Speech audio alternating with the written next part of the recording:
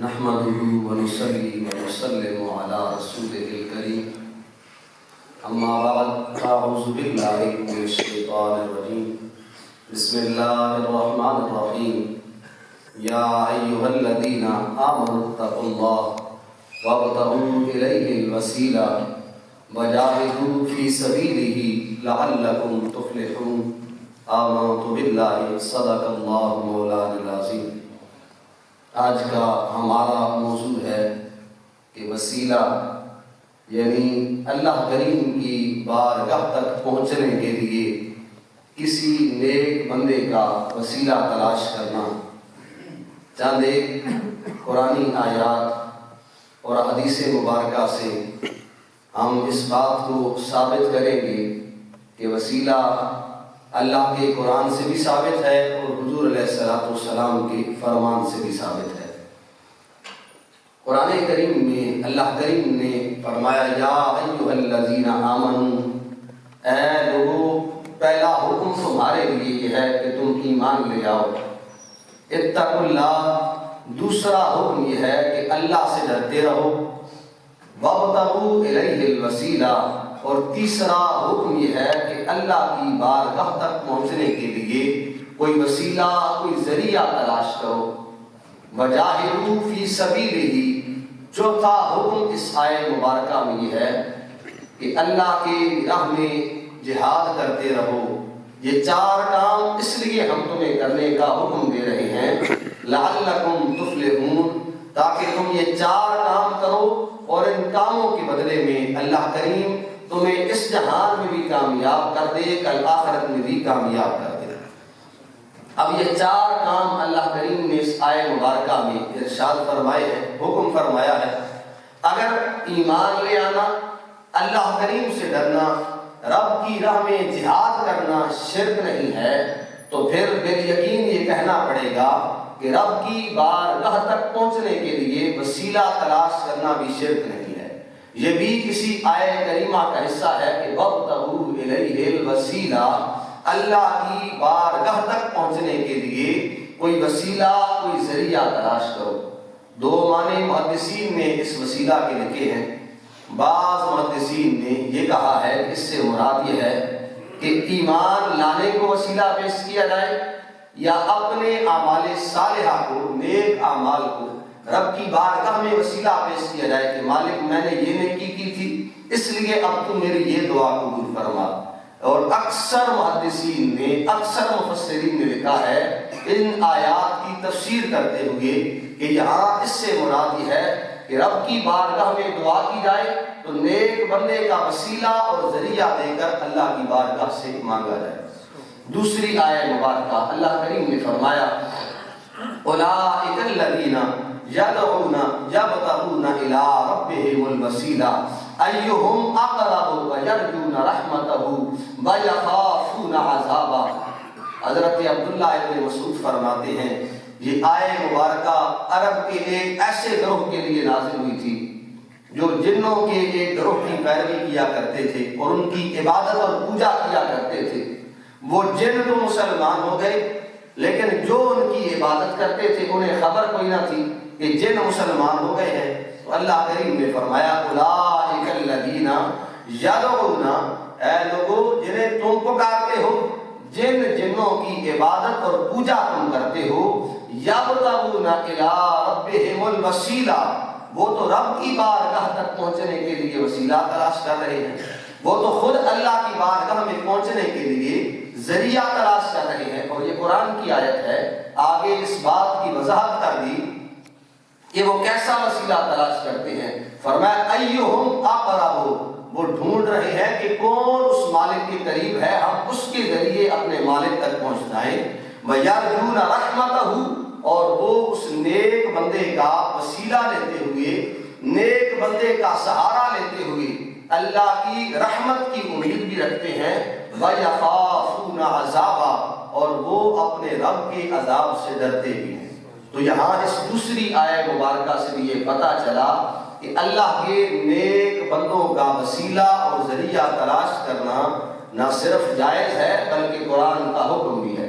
تیسری آیہ مبارکہ اللہ کریم نے فرمایا وَلَوْ أَنَّهُمْ إِذْ ظَلَمُوا أَنفُسَهُمْ جَاءُوكَ فَاسْتَغْفَرُوا اللَّهَ وَاسْتَغْفَرَ لَهُمُ الرَّسُولُ لَوَجَدُوا اللَّهَ تَوَّابًا رَحِيمًا۔ فرمایا اے ایماندارو، اگر تم سے کوئی گناہ ہو جائے، اپنی جان پہ ظلم کر بیٹھو، تو فرمایا پھر کرنا کیا ہے؟ جاؤکا، معافی گھر میں بھی مانگو مل جاتی ہے، لیکن فرمایا تم نے گھر میں معافی نہیں مانگنی ہے، تم نے ہمارے محبوب کی بارگاہ میں آ جانا ہے۔ فاستغفر اللہ، ہمارے محبوب کی بارگاہ میں بیٹھ کے تم نے بھی معافی مانگنی ہے۔ واستغفر لہم الرسول، اور تمہارے لیے ہمارے رسول نے بھی معافی مانگنی ہے۔ اگر وسیلہ جائز نہ ہوتا تو اللہ کریم یہ حکم کیوں ارشاد فرماتا کہ اپنے گناہ کی معافی حضور سے منواؤ؟ فرمایا تم خود بھی معافی مانگو، واستغفر لہم الرسول، اور تمہارے لیے ہمارا رسول بھی معافی مانگے، لوجدوا اللہ توابا رحیما۔ فرمایا جب معافی کا یہ طریقہ اپناؤ گے تو تم دیکھو گے تمہارا رب تمہاری توبہ قبول بھی فرمائے گا، تم پہ رحمتوں کا نزول بھی فرمائے گا۔ بظاہر تو اس آیے مبارکہ سے پتہ یہ چلتا ہے کہ یہ صرف ظاہری حیات کا حکم ہے، لیکن ایسا نہیں ہے۔ یہ حکم بعد از وصال بھی اسی طرح باقی ہے جس طرح حضور کی ظاہری زندگی میں باقی تھا۔ حضور کا ایک فرمان اس بات کی نشاندہی کرتا ہے، عن عبداللہ ابن مسعود قال قال رسول اللہ صلی اللہ علیہ وسلم حیاتی خیر لکم تحدثون و تحدث لکم۔ حضور نے فرمایا لوگو میری زندگی تمہارے لیے بہتر ہے، کیونکہ تم مجھ سے حدیث سنتے ہو اور آگے لوگوں کو سناتے ہو، اور پھر ساتھ فرمایا وفاتی خیر لکم تعرض علی اعمالکم، اور فرمایا میری وفات بھی، میرا دنیا سے پردہ فرما جانا بھی تمہارے لیے بہتر ہے۔ کس لیے؟ فرمایا میں چلا جاؤں گا ظاہری دنیا سے، تمہارے اعمال میری بارگاہ میں پیش کیے جائیں گے۔ فرمایا اگر میں دیکھوں گا فما رأیت من خیر حمدت اللہ، اگر میں دیکھوں گا کہ تمہاری اچھائیاں مجھ تک پہنچائی گئی ہیں، تم نیک کام کر رہے ہو، تو حضور نے فرمایا میں اس پر اپنے رب کا شکر ادا کروں گا۔ لیکن وما رأیت من شر استغفرت اللہ لکم، اگر میں دیکھوں گا کہ تمہارے اعمال نامے میں کسی قسم کی کمی بیشی ہے، تم سے گناہ ہو رہے ہیں، تمہاری برائیاں مجھ تک پہنچائی جائیں گی، تو حضور نے فرمایا تمہارا اعمال نامہ میرے پاس آئے گا، میں قبر انور میں بھی استغفرت اللہ لکم، تمہارے لیے اپنے رب سے معافیاں طلب کیا کروں گا۔ تو حضور کی ذات آج بھی معافیاں طلب کرتی ہے تو ہمارے لیے، حضور آج بھی دعا کرتے ہیں تو ہمارے لیے، اور بہت سارے محدثین نے اس حدیث مبارکہ پر کلام کرتے ہوئے کہا ہے کہ اس کے سارے راوی صحیح ہیں، اور یہ بالکل صحیح حدیث مبارکہ ہے۔ چوتھی آیت مبارکہ سورہ یوسف، آپ نے سنا ہے کہ حضرت یوسف علیہ السلام کی جدائی میں حضرت یعقوب علیہ السلام جو حضرت یوسف کے والد بھی تھے، اللہ کے نبی بھی تھے، رو رو کر بیٹے کی جدائی میں باپ کی آنکھیں چلی گئی تھی، یعنی نظر نہیں آتا تھا حضرت یعقوب علیہ السلام کو۔ حضرت یوسف علیہ السلام کی جدائی میں روتے ہوئے حضرت یوسف علیہ السلام کے بھائی ملنے آئے، تو آپ نے پوچھا یعقوب کا کیا حال ہے، میرے باپ کا کیسا حال ہے؟ تو بتایا گیا کہ ان کی تو آنکھیں چلی گئی ہیں، نظر کوئی نہیں آتا ہے انہیں۔ تو حضرت یوسف علیہ السلام نے کیا کیا؟ اللہ کا قرآن کہتا ہے اذهبوا بقمیصی ھذا فألقوه علی وجہ ابی یأت بصیرا وأتونی بأہلکم اجمعین۔ حضرت یوسف علیہ السلام نے کہا میرا یہ کرتا لے جاؤ، اپنی قمیض اتار کر دی، فرمایا تم لے جاؤ گے میرا یہ کرتا، میرے باپ کی آنکھوں پہ لگاؤ گے، اللہ کریم میرے باپ کی بینائی واپس فرما دے گا۔ یہ وسیلہ اور ذریعہ ہے، بظاہر ظاہری دنیا میں ایسا وسیلہ اور ذریعہ جو صرف انسان سے نہیں، انسان کے کپڑوں سے بھی حاصل ہو رہا ہے۔ وَأْتُونِي بِأَهْلِكُمْ أَجْمَعِينَ، اور فرمایا پھر سارے گھر والوں کو لے کر یہاں آ جانا۔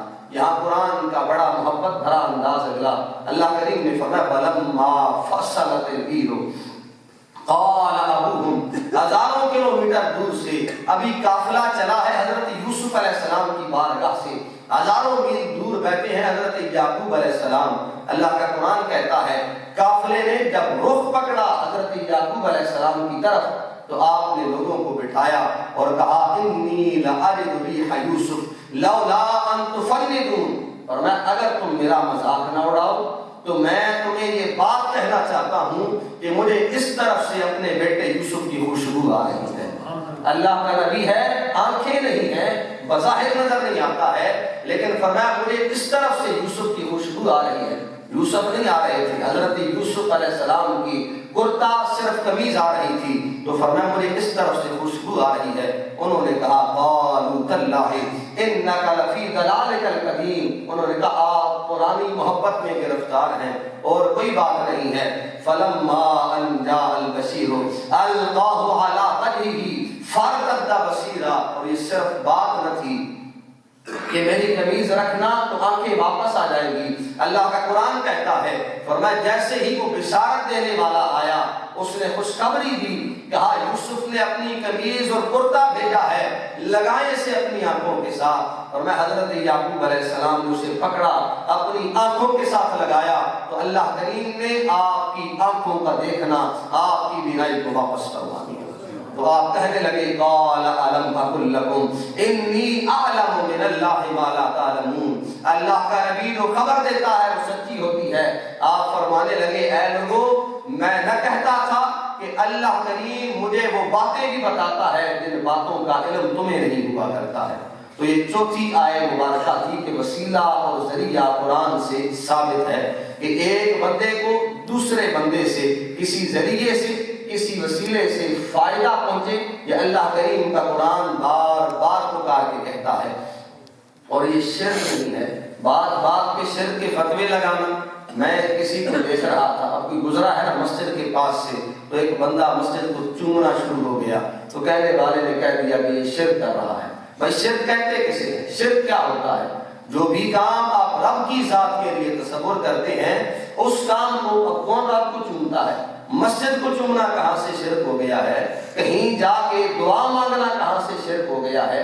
یہاں حضور نبی رحمت صلی اللہ علیہ وآلہ وسلم کی ایک واضح حدیث مبارکہ بخاری شریف کی بڑی طویل اس کے چند ایک الفاظ حضور نے فرمایا واللہ ما اخاف علیکم ان تشرکوا بعدی. فرمایا اے لوگو آج کے بعد مجھے خوف نہیں ہے کہ میری امت شرک کرے گی. حضور نے اس بات کا ارشاد فرما دیا، فرمایا مجھے خوف نہیں رہا ہے کہ میری امت آج کے بعد شرک کرے گی. ولکن اخاف علیکم ان تنافسوا فیہا. مگر ہاں اس بات کا خوف ضرور ہے کہ تم دنیا داری میں ایک دوسرے سے آگے بڑھنے میں جھگڑا کرنے لگ پڑو گے، لیکن شرک کا خوف نہیں ہے. حضور فرمائے کہ مجھے شرک کا خوف نہیں ہے. ہم بات بات پہ شرک کے فتوے لگائیں تو یہ قرآن کی ایک ایسے کام کے بارے میں جو قرآن کی آیات سے بھی ثابت ہے، حضور کے ارشادات سے بھی ثابت ہے اور سینکڑوں حدیث مبارکہ موجود ہیں اس حوالے سے جو حضور کے ارشادات سے بھی ثابت ہے. ایسے عمل کو شرک کہنا ایمان کا درست طریقہ نہیں ہے، یہ غلط زاویہ ہے اور غلط رستہ ہے. ایک طویل حدیث مبارکہ، دو قبیلوں کا جھگڑا ہوا تو ایک قبیلے والوں کی عورتیں اور ان کا مال دوسرے قبیلے والوں نے ضبط کر لیا. اب وہ جن کا مال اور عورتیں ضبط ہو گئی تھیں وہ حضور کی بارگاہ میں آئے اور عرض کی، کہا حضور ہمیں ہمارا مال واپس چاہیے، ہماری عزتیں ہماری عورتیں ہمیں واپس چاہیے. حضور نے فرمایا آؤ ظہر کی نماز پڑھیں گے.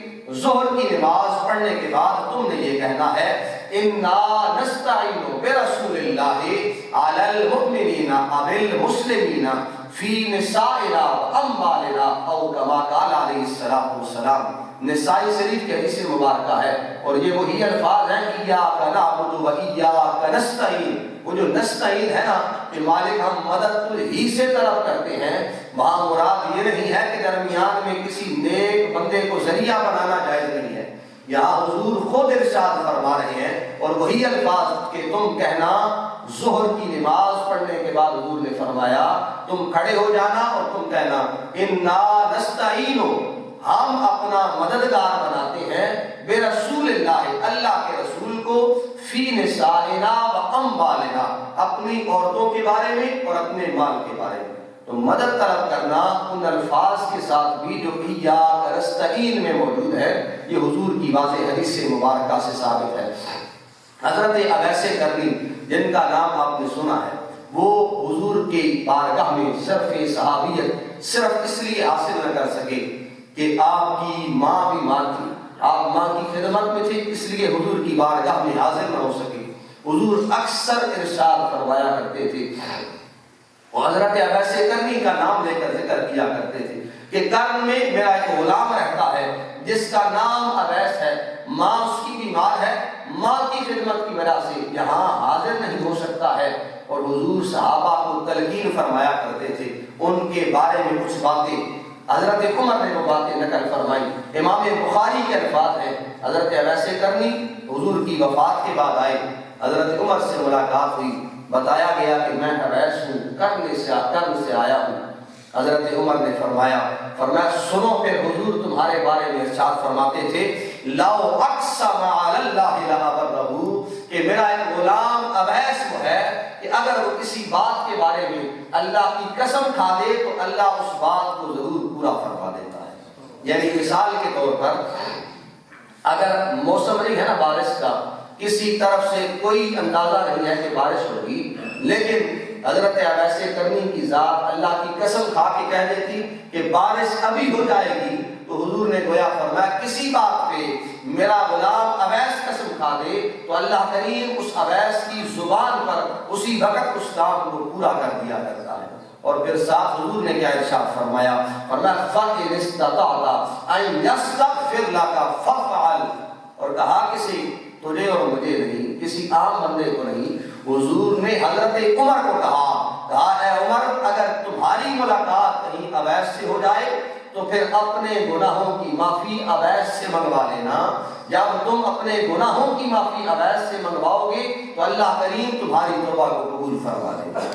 اگر کسی کا وسیلہ جائز نہیں ہے، اگر دعا میں کسی اور کو ذکر کرنا جائز نہیں ہے، تو یہاں حضور خود کیوں ارشاد فرما رہے ہیں اور فرما بھی حضرت عمر کو رہے ہیں کہ اے عمر اگر اویس سے ملاقات ہو جائے تو اپنے گناہوں کی معافی اویس سے منگوانا۔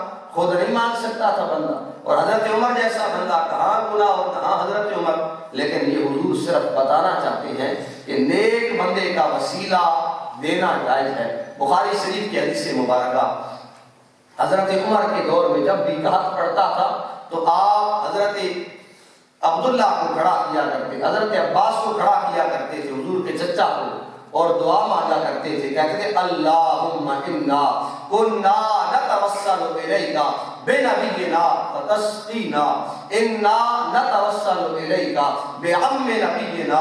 حضور علیہ السلام کے صحابی حضرت عمر حضرت عباس کو کھڑا کیا کرتے اور کہتے تھے اے میرے مالک جب تیرے محبوب زندہ تھے ہم حضور کا وسیلہ دیتے تھے، تم بارش نازل فرماتا تھا، آج حضور کے خاندان کا ایک جسم و چراغ زندہ ہے، آج حضور کے چچا کے صدقے بارش کا نزول فرما۔ امام بخاری فرماتے ہیں قال فیسکون، وسیلہ دینے کی دیر ہوتی تھی، حضرت عمر کا دور تھا، حضرت عباس کے نام کا وسیلہ دیا جاتا تھا، ان کے نام سے دعا مانگی جاتی تھی، اللہ کریم اسی وقت بارش کا نزول فرما دیا کرتا تھا۔